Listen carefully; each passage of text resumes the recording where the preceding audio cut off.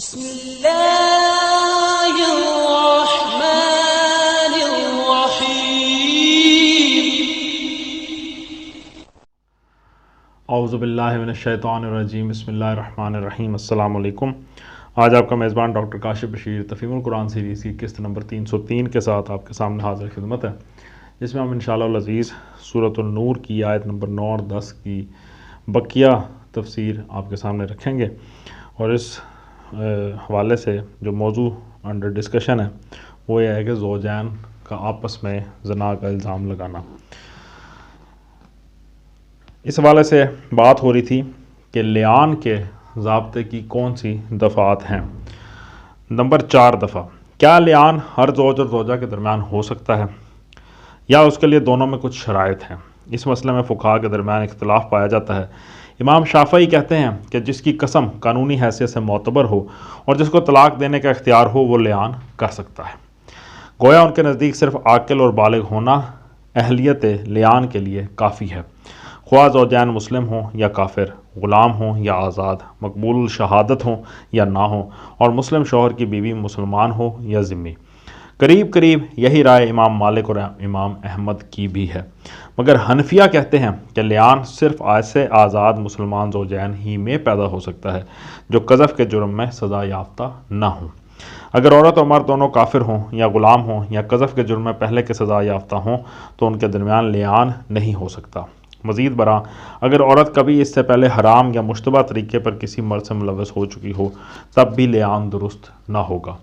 یہ شرطیں حنفیہ نے اس بنا پر لگائی ہیں کہ ان کے نزدیک لعان کے قانون اور قذف کے قانون میں اس کے سوا کوئی فرق نہیں ہے کہ غیر آدمی اگر قذف کا مرتکب ہو تو اس کے لیے حد ہے، اور شوہر اس کا ارتکاب کرے تو وہ لعان کر کے چھوٹ سکتا ہے۔ باقی تمام حیثیتوں سے لعان اور قذف ایک ہی چیز ہے۔ علاوہ بری حنفیہ کے نزدیک چونکہ لعان کی قسمیں شہادت کی حیثیت رکھتی ہیں، اس لیے وہ کسی ایسے شخص کو اس کی اجازت نہیں دیتے جو شہادت کا اہل نہ ہو، مگر حقیقت یہ ہے کہ اس مسئلے میں حنفیہ کا مسلک کمزور ہے اور صحیح بات وہی ہے جو امام شافعی نے فرمائی ہے۔ اس کے پہلی وجہ یہ ہے کہ قرآن نے قذف زوجہ کے مسئلے کو آیت قذف کا ایک جز نہیں بنایا ہے، بلکہ اس کے لیے الگ قانون بیان کیا ہے۔ اس لیے اس کو قانون قذف کے ضمن میں لا کر وہ تمام شرائط اس میں شامل نہیں کی جا سکتی جو قذف کے لیے مقرر کی گئی ہیں۔ آیت لعان کے الفاظ آیت قذف کے الفاظ سے مختلف ہیں اور دونوں الگ الگ حکم ہیں، اس لیے لعان کا قانون آیت لعان ہی سے اخذ کرنا چاہیے، نہ کہ آیت قذف سے۔ مثلا آیت قذف میں سزا کا مستحق وہ شخص ہے جو پاک دامن عورتوں محسنات پر الزام لگائے، لیکن آیت لعان میں پاک دامن بیوی کی شرط کہیں نہیں ہے۔ ایک عورت چاہے کبھی گناہ گار بھی رہی ہو، اگر بعد میں وہ توبہ کر کے کسی شخص سے نکاح کر لے اور پھر اس کا شوہر اس پر ناحق الزام لگائے تو آیت لعان یہ نہیں کہتی کہ اس عورت پر تہمت رکھنے کی یا اس کی اولاد کے نسب سے انکار کر دینے کی شوہر کو کھلی چھٹی دے دو، کیونکہ اس کی زندگی کبھی داغدار رہ چکی ہے۔ دوسری اور اتنی ہی اہم وجہ یہ ہے کہ قذف زوجہ اور قذف اجنبیہ میں زمین و آسمان کا فرق ہے۔ ان دونوں کے بارے میں قانون کا مزاج ایک نہیں ہو سکتا۔ غیر عورت سے آدمی کا کوئی واسطہ نہیں، نہ جذبات کا، نہ عزت کا، نہ معاشرت کا، نہ حقوق کا، اور نہ نسل و نسب کا۔ اس کے چال چلن سے اگر کوئی آدمی کو کوئی بڑی سے بڑی باوقت دلچسپی ہو سکتی ہے تو بس یہ کہ معاشرے کو بد اخلاقی سے پاک دیکھنے کا جوش اسے لاحق ہو۔ اس کے برعکس اپنی بیوی سے آدمی کا تعلق ایک طرح کا نہیں، کئی طرح کا ہے اور بہت گہرا ہے۔ وہ اس کے نسب اور اس کے مال اور اس کے گھر کی امانت دار ہے، اس کی زندگی کی شریک ہے، اس کے رازوں کی امین ہے، اس کے نہایت گہرے اور نازک جذبات اس سے وابستہ ہیں۔ اس کی بدچلنی سے آدمی کی غیرت اور عزت پر، اس کے مفاد پر اور اس کی آئندہ نسل پر سخت چوٹ لگتی ہے۔ یہ دونوں معاملے آخر ایک کس حیثیت سے ہیں کہ دونوں کے لیے قانون کا مزاج ایک ہی ہو؟ کیا ایک ذمہ یا ایک غلام یا ایک سزا یافتہ آدمی کے لیے اس کی بیوی کا معاملہ کسی آزاد اہل شہادت مسلمان کے معاملے سے کچھ بھی مختلف یا اہمیت اور نتائج میں کچھ بھی کم ہے؟ اگر وہ اپنی آنکھوں سے کسی کے ساتھ اپنی بیوی کو ملوث دیکھ لے یا اس کو یقین ہو کہ اس کی بیوی غیر سے حاملہ ہے تو کون سی معقول وجہ ہے کہ اسے لعان کا حق نہ دیا جائے؟ اور یہ حق اس سے سلب کرنے کے بعد ہمارے قانون میں اس کے لیے اور کیا چارہ کار ہے؟ قرآن مجید کا منشا تو صاف یہ معلوم ہوتا ہے کہ وہ شادی شدہ جوڑوں کو اس پیچیدگی سے نکالنے کی ایک صورت پیدا کرنا چاہتا ہے جس میں بیوی کی حقیقی بدکاری یا ناجائز حمل سے ایک شوہر اور شوہر کے جھوٹے الزام یا اولاد کے نسب سے بیجا انکار کی بدولت ایک بیوی مبتلا ہو جائے۔ یہ ضرورت صرف اہل شہادت آزاد مسلمانوں کے لیے مخصوص نہیں ہے، اور قرآن کے الفاظ میں بھی کوئی چیز ایسی نہیں ہے جو اس کو صرف انہی تک محدود کرنے والی ہو۔ رہا یہ استدلال کہ قرآن نے لعان کی قسموں کو شہادت قرار دیا ہے، اس لیے شہادت کی شرائط یہاں عائد ہوں گی، تو اس کا تقاضا پھر یہ ہے کہ اگر عادل مقبول الشہادت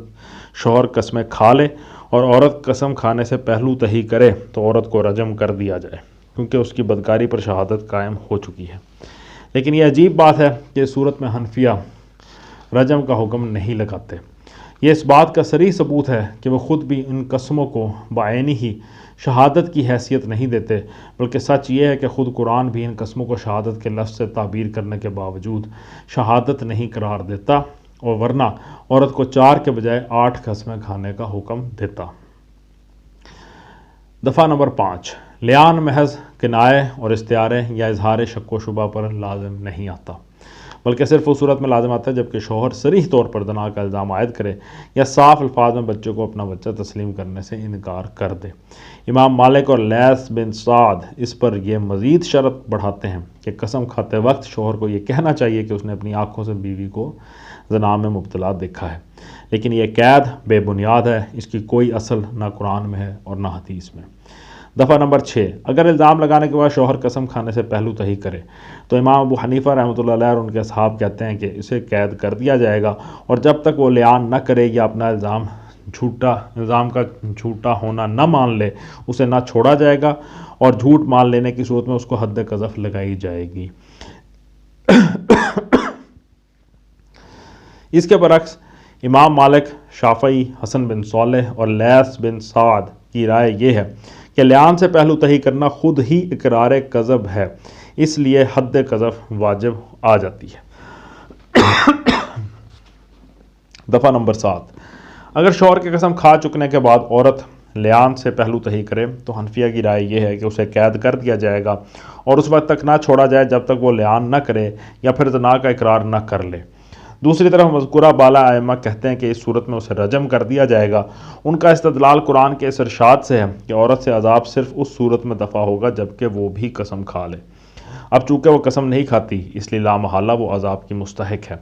لیکن اس دلیل میں کمزوری یہ ہے کہ قرآن یہاں عذاب کی نوعیت تجویز نہیں کرتا بلکہ مطلقاً سزا کا ذکر کرتا ہے۔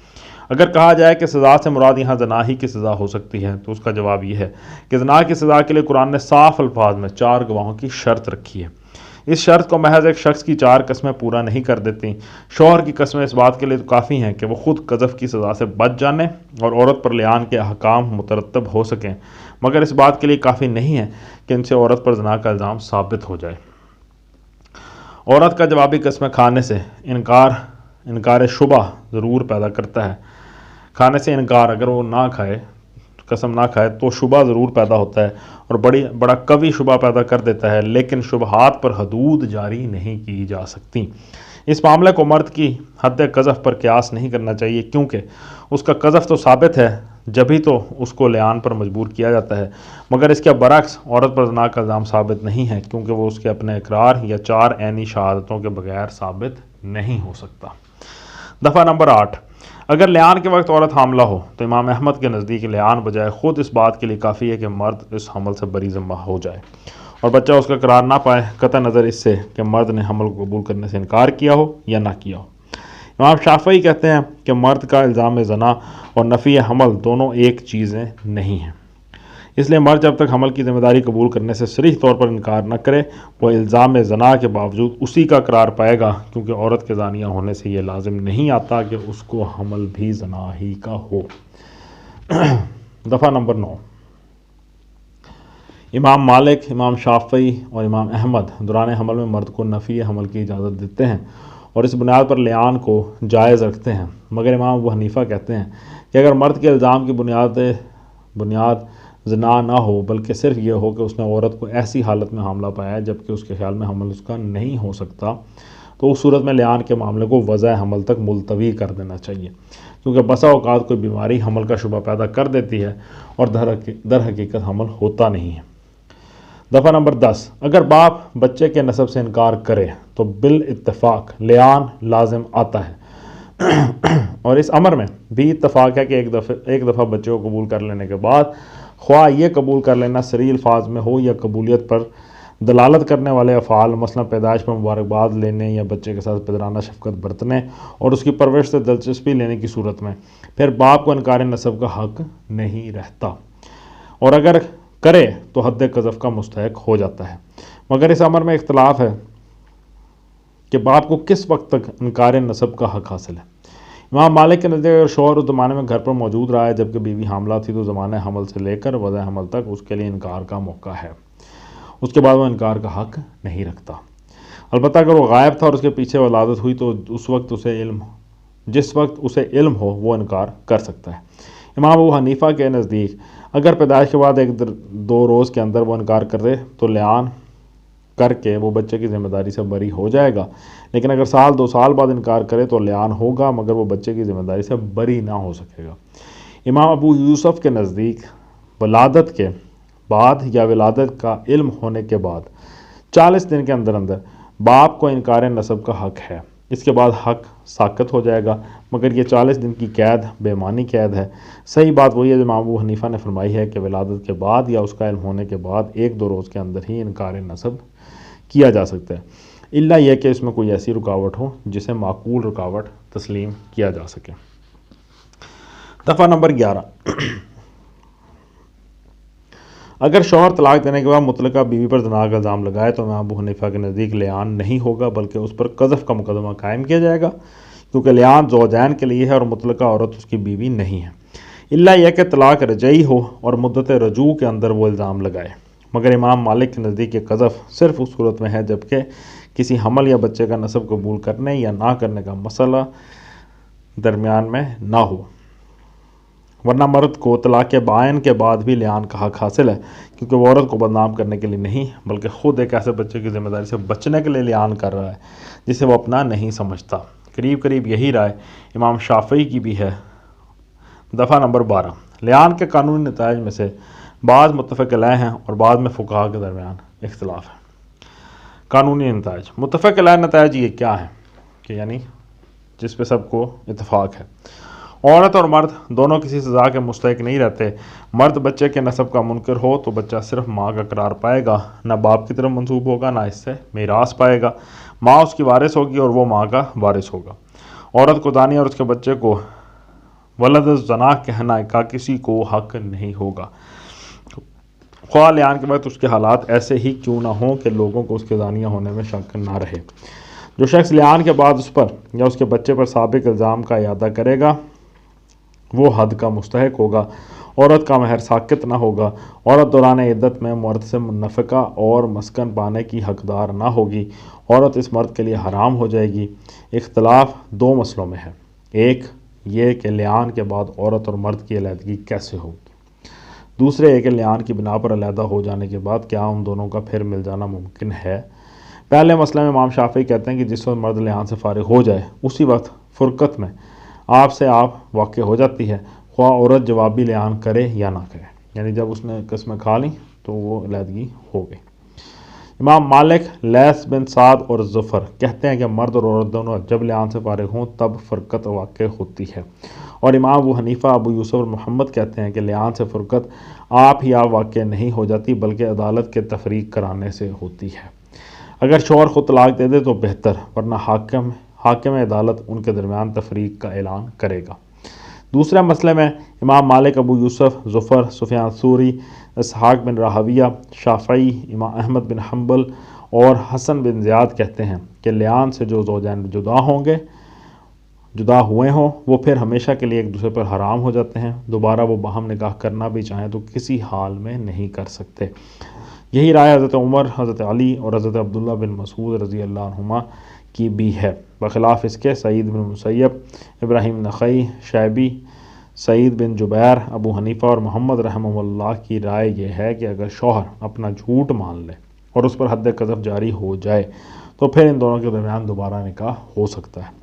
وہ کہتے ہیں کہ ان کو ایک دوسرے کے لیے حرام کرنے والی چیز لعان ہے، جب تک وہ اس پر قائم رہیں حرمت بھی قائم رہے گی، مگر جب شوہر اپنا جھوٹ مان کر سزا پا گیا تو لعان ختم ہو گیا اور حرمت بھی اٹھ گئی۔ صدق اللہ العلی العظیم۔ الحمدللہ، جب نے سورہ النور کی آیت نمبر 9 اور 10 کی تفسیر کا جو بقیہ حصہ رہتا تھا اس کو مکمل کر لیا، اور اس میں خاصی معلومات ہیں، تفصیلات ہیں، قوانین ہیں، حدود ہیں۔